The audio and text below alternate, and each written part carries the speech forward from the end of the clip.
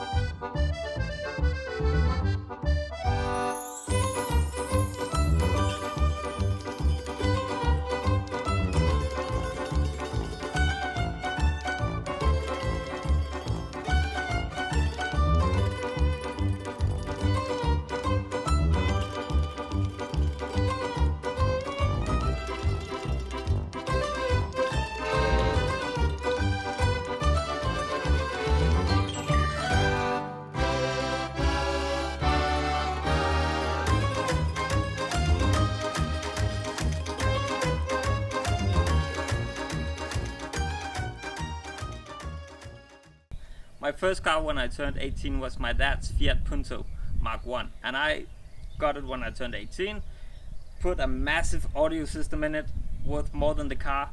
Anyway, it was a fantastic little car and it started the love for small Italian cars. My past girlfriend's neighbor were a Fiat mechanic, and he had this yellow, bright Cinquecento Sporting, and ever since I've been completely in love with that car. So now Jasper, who owns this car, let me drive it. It was a blast. And it's charming. It's like a woman can be beautiful, a guy can be charming, and this is a guy car. It's charming, just like we can be. And it's all these small details. In the middle there's space for coins. Whoever makes that? No one, but Fiat did. And those red seat belts. I absolutely love that thing. It's amazing. The contact for the windows is around the steering wheel. So on your left side, it's on the left side of the steering wheel, and when you want to roll down on the right side, it's right next to the steering wheel as well.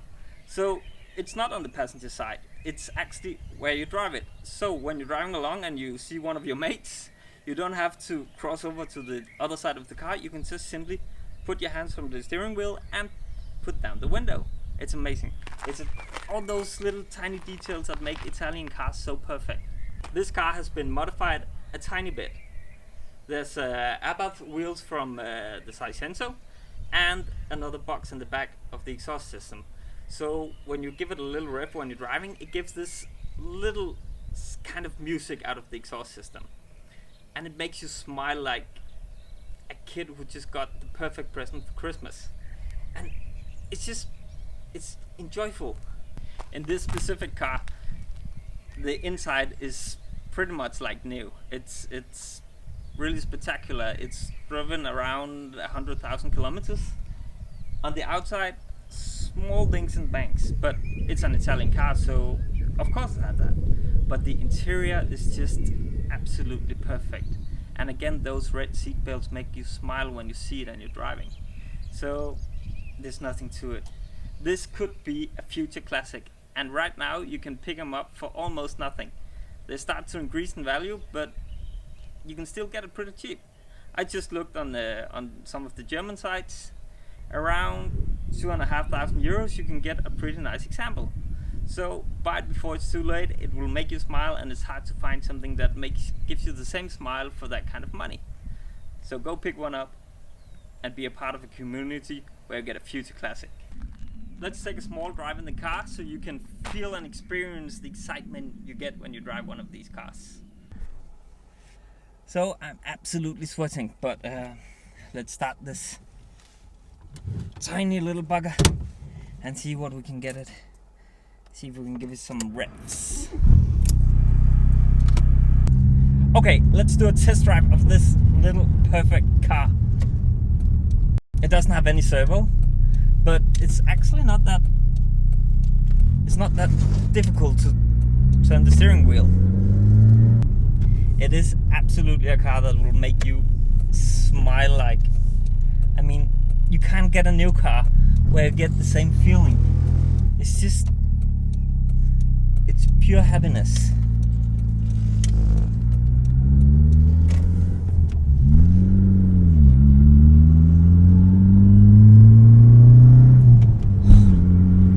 Listen at that sound from the exhaust. It's just joy to drive this car.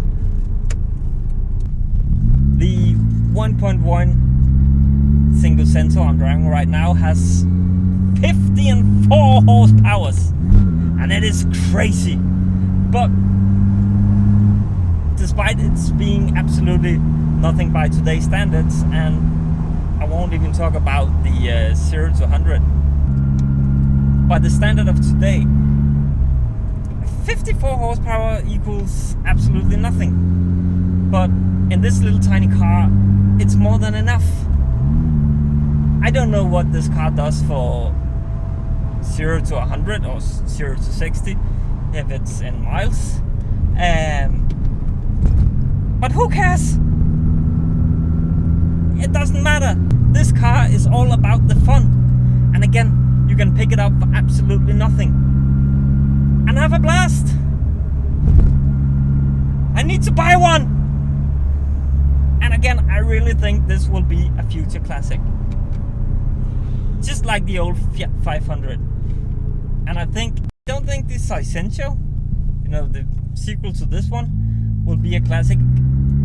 I think the Cinquecento, for the red seatbelts and this boxy little design and asymmetric front, it's pure charm.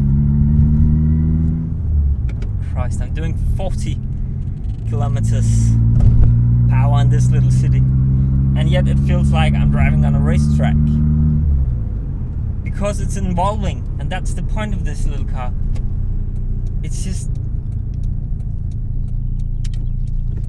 I think I might be in love. Sorry, darling. I will not swap you for Cinquecento, but in the end we might have an extra car in the driveway. I'm in love. Absolutely in love. We have to get up to speed fast.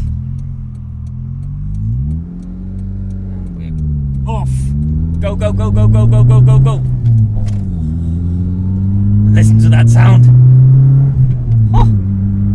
Yes. Oh no, a tractor is coming up closely.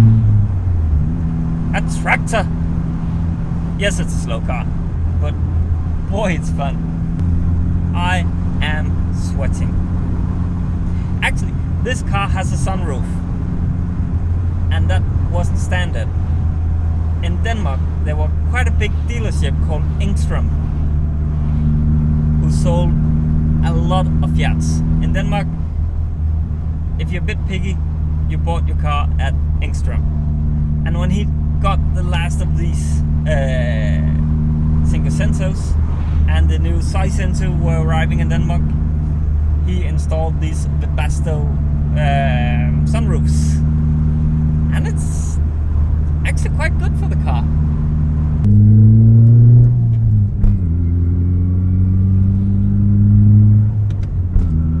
Oh god, it's just, I'm not sure I want to give back the car to Jasper. I am gonna tell him that if he ever considered selling this car, I'm willing to give him an offer, because yeah, as I said, I'm in love. So if you want to sell it someday, Jasper, give me a call. I'm in for it.